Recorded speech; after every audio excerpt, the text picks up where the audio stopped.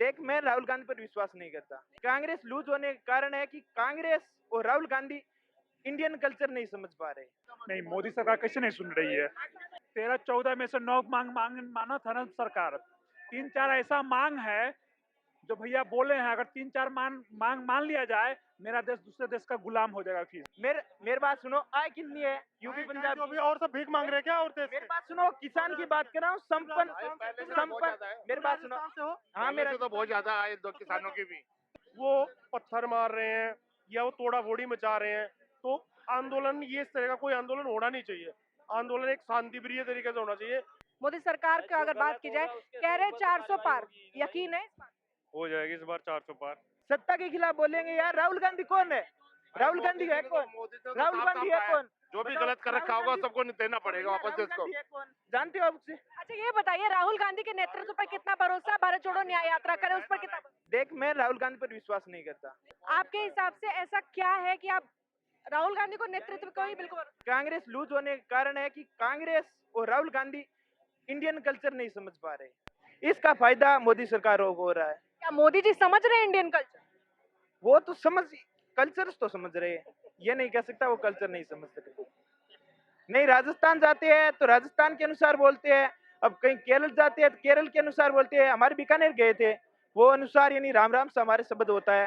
तो ऐसे शब्दों का यूज किया जो हम प्रतिदिन यूज करते हैं। अच्छा, प्रधानमंत्री के रूप में क्या देश के अगले प्रधानमंत्री मोदी को बनाना चाहिए या बदलाव करना चाहिए? पर बदलाव के लिए कोई ऑप्शन नहीं दिख रहा। यदि बढ़िया है, जम्मू कश्मीर 370 हटाया वो भी बढ़िया है। और ये राम मंदिर है, ये एक धार्मिक मुद्दा है, इसे चुनाव से मत जोड़िए। किसान आंदोलन पे कहीं ना कहीं प्रधानमंत्री मोदी और बीजेपी की सरकार फेल है। नहीं, पूरी तरह से तो ऐसा नहीं है। कुछ तो किसान आंदोलन भी ऑर्गेनाइज लगता है, बाकी फिर भी असर तो पड़ेगा इसका। देखो, जो डिमांड है ना वो उसके हिसाब से देश ही उनको देना पड़ेगा। इतना पूरा बजट ही उनके नाम करना पड़ेगा, इसके अलावा कोई तरीका नहीं है। तभी इतनी सारी डिमांड करने का कोई फायदा भी नहीं है ना। कोई सरकार ये कोई आज की साथ थोड़ी नहीं, तो 50 साल से डिमांड चलती आ रही है। किसान आंदोलन जो चल रहा है उसको लेकर सवाल उठ रहे हैं कि क्या मोदी सरकार उनकी नहीं सुन रही है? नहीं, मोदी सरकार कैसे नहीं सुन रही है। 13-14 में से 9 मांग माना था ना सरकार। 3-4 ऐसा मांग है जो भैया बोले हैं, अगर 3-4 मांग मान लिया जाए, मेरा देश दूसरे देश का गुलाम हो जाएगा। फिर यहाँ पे किसानों पे घिर गई है मोदी सरकार, वो कह रहे कि हो सकता है इस बार फेल हो जाए। फेल नहीं होगा। अगर किसान को, अगर ठीक है सरकार के विरोध लड़ना है, हर स्टेट में जाओ ना, किसान का जागरूक करो ना, सरकार को वोट मत देने को। लेकिन एक सिर्फ पंजाबे का किसान है और कहीं का किसान नहीं है। और कोई किसान आना चाहिए ना भैया। और सब भिखारी है और देश और राज्य के सब भिखारी है। नहीं, आपका कहने मतलब और क्या? मेरी बात सुनो, मेरे बताओ पंजाब, मेरे बात सुनो, आय कितनी है यूपी पंजाब जो भी और सब भीख मांग रहे हैं क्या? और देश मेरी बात सुनो, किसान की बात कर रहा हूँ।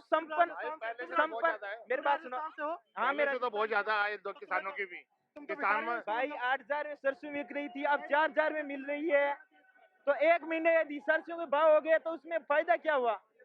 किसान जो है, किसान आंदोलन जो चल रहा है वो कहीं ना कहीं मोदी सरकार अनसुनी कर रही है उनकी बातों को, क्या ये आप मानते हैं?